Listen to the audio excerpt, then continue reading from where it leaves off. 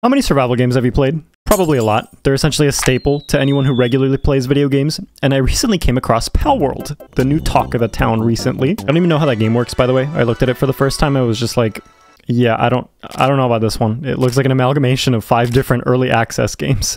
With guns. It is a survival game though, that's what it's labeled as. And I was gonna buy it, but as I was hovering over the purchase button, in the back of my pea-brain head, I told myself, no, I have unfinished survival games in my library, I'm not about to waste my money. So I looked back at the games that I had, and boy did I rediscover something great. Hey Jan, what are you doing? What are you up to? I'm trying to watch your video and I'm playing Don't Starve, but it's really laggy. Oh, you know what it probably is? What browser are you using? I don't know, Angel, it's probably just my computer, it can't handle the game. No, you didn't answer my question. What browser are you using, Jan? Angel, what the f is wrong with you? Introducing the sponsor of today's video, Opera GX. Has that ever happened to you, by the way? Playing a video game while watching one of your favorite creators, and then all of a sudden what seems to be completely normal gameplay then turns into a slideshow? Well, that's because your old browser is taking up all of your RAM, my friend. Luckily, Opera GX has you covered if you go over to this little button right over here. Opera will let you control and limit the amount of CPU or RAM you're willing to let it use, so you can keep your tabs open when gaming so you don't have to close out of the browser or lose them. There we go. That's a lot better, actually. No, but in all seriousness, I've been using Opera for a while now, and it's really good. And one of my main reasons for doing so is because of this nifty feature called GX Mods, which you can find right over here. And from there, Opera has a shop that allows you to customize your browser, which lets you change all of these options that I'm going to show on the screen. Here's mine, of course. If you like cats, you'll love this. Watch this. Watch this. Ready?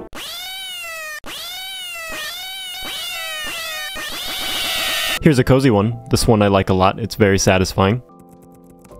And if you'd like to disable or enable any of these or mix and match, feel free to change them at any time by clicking back on the mods menu. And if that wasn't enough, Opera GX also comes with AI tools that let you highlight text to help you summarize articles or even have your homework done for you. I know some of you have homework, so don't lie to me. Oh, I forgot to mention also it comes with ChatGPT. You don't even have to go to the website. You can just do it straight from Opera. Go ahead and ask it anything. God damn it. Listen, get Opera GX. No need to wait. It's just the better browser. Also, it's free. You don't have to buy anything. The link will be in the description and the pinned comment to download. Thank you, Opera GX, for sponsoring this video. Don't Starve Together, a multiplayer game built off of the original Don't Starve, which I never had. I ended up rediscovering this game out of sheer dumb luck when I was browsing through my uninstalled section, which I rarely do. And when I found it, I said, oh yeah, this is the game that had those cool Tim Burton animations not too long ago. Yeah, fuck off. 9 years ago. I was like 4 when I watched the... Okay, I'm not actually 14, I was kidding. By the way, I'm basing the release date off of the original Don't Starve that was made 9 years ago, because that's when I first found out about the game. I know DST was made after for people that wanted to play with friends. They are different games now, even though they look similar on the surface. I'd suggest you do your research on which one is best suited for you if you're actually interested in playing. But what's so special about it? Why am I talking to you about this now? Why am I talking to you about a game that was made a decade ago? That's like me talking to you about the Cup song from Pitch Perfect. Nobody really talks about this game. And I thought, that kind of makes sense. This game is 10 years old. Any game that's that old isn't going to have people raving about it years down the line, right? And who knows, maybe the game might have fallen off. It's probably completely dead.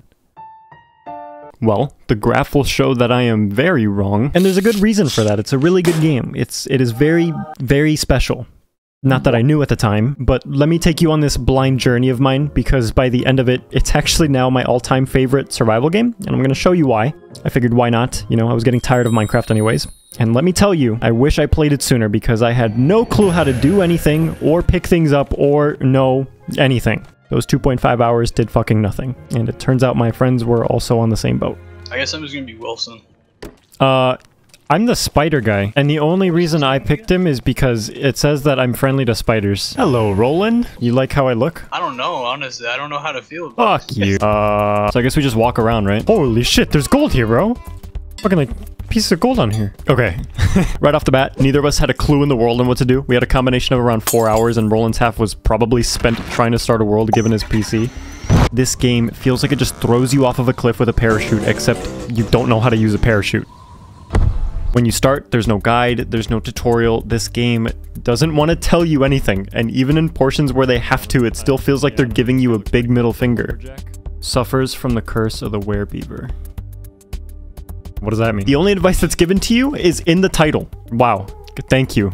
But in a way, I actually really like that. I don't think anybody enjoys sitting through a tutorial. And sure, they're helpful for complicated mechanics or movements. Other than that, I don't want to know what anything does, what any item is. Don't tell me anything. Let me explore and find out for myself. We need more cut grass. What is that noise? Do you hear that? I did. I don't know what it was though. Oh! What the fuck? I'm gonna start planting some of these saplings. You think I could put bone meal on it? Yo, I'm gonna kill that bird. There's so many. You're not gonna... Fucking bitch. It wasn't just us, though. Turns out just about everybody had this game, so we decided to get help from 2 of my other friends. Oh my god, he's coming back. Yeah. Why the fuck is he shirtless? Help me. Help Help me. you? Help me. What the fuck you want me to do? Beat the Okay. shit out of it. What do I do? Angel, come here. Ah.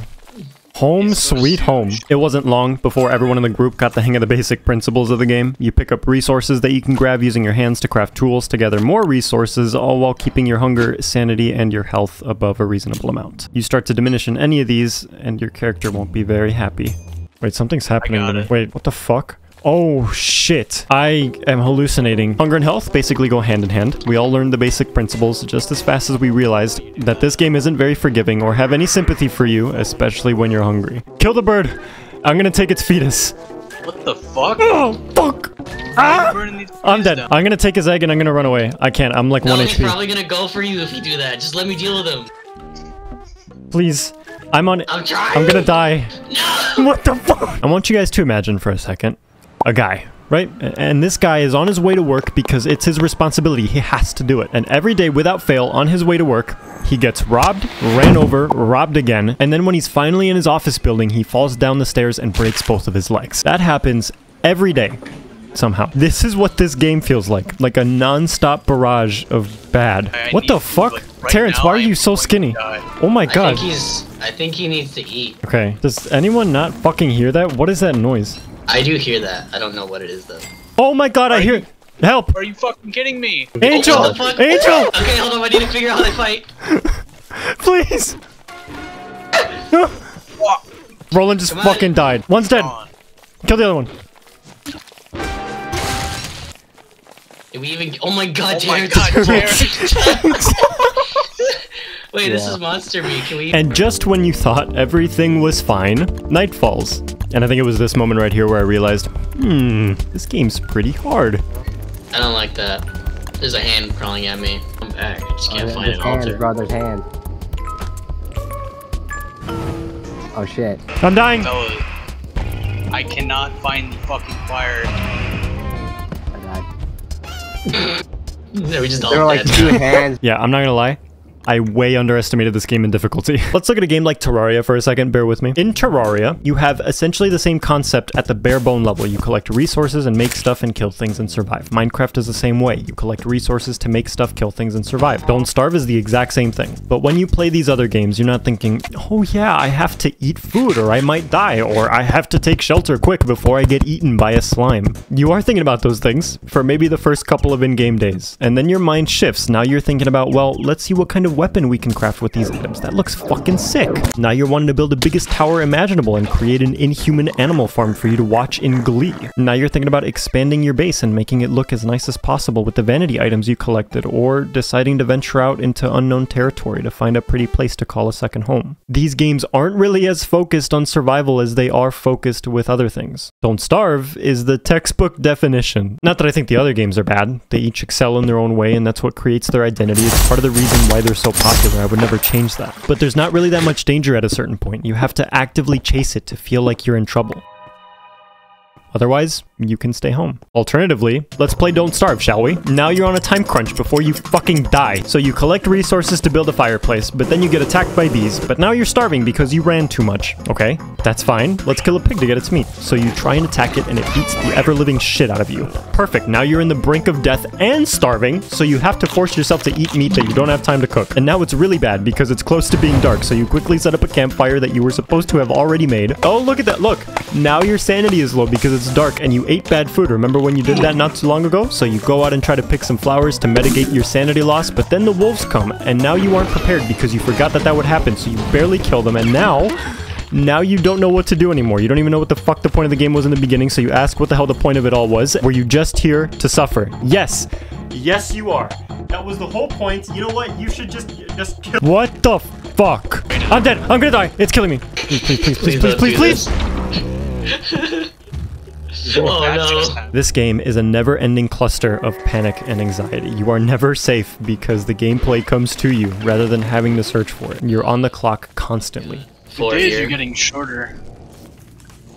Winter's coming, trying to fulfill a certain need or resource. The seasons changing forces you to create certain items to avoid freezing to death or lighting on fire. The never-ending cycle of wolves that come after you. If you aren't prepared, you will face the consequences.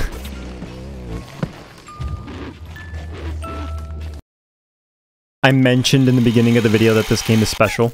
It's not just because Clay did such a fantastic job at creating a genuinely hard and engaging experience, even though that's a really big reason. Good job, by the way, Clay. But it's also the insane amount of detail that's been splashed all over this thing. Not only is the art style just visually appealing to look at, but the animations and movement for everything is really well made. What the hell? The sort of gothic slash paper-like wooden feel really sets it apart from anything else. I picked a mandrake up. Do you know what that is? It looks like an onion. It's good. Just keep it. It's good for you.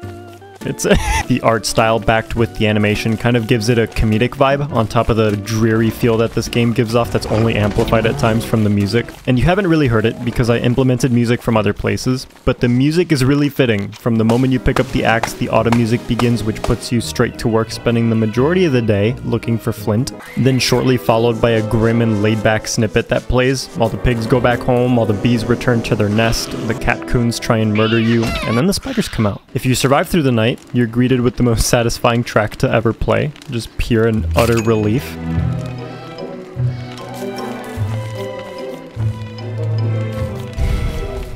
I still need flint. The sounds that these characters make are really interesting as well, which if you haven't noticed, these characters don't actually have a voice. They all speak in instruments, and they all seem to have their own personality too. You're able to inspect a lot of things in this game, and every time you do, your character gives you a voice line. And it's not just to show off their personalities. If you start inspecting stuff, they'll tell you something either about themselves or something that they know that you don't. It's pretty obvious there's some lore behind this game, and clearly I'm behind, whether it's because I haven't gotten too far into the game or it's just left for interpretation, but there's a lot going on here. Every time I log off, the game asks me if I'm sure because Charlie's gonna be upset. I don't know who Charlie is. The fact that everyone seems to have their own quirky sets of skills and debuffs make it seem like they all have some sort of backstory in relation to them. The fact that each character's name starts with W except Maxwell for some reason. And the unexplained darkness that kills you if you have no light.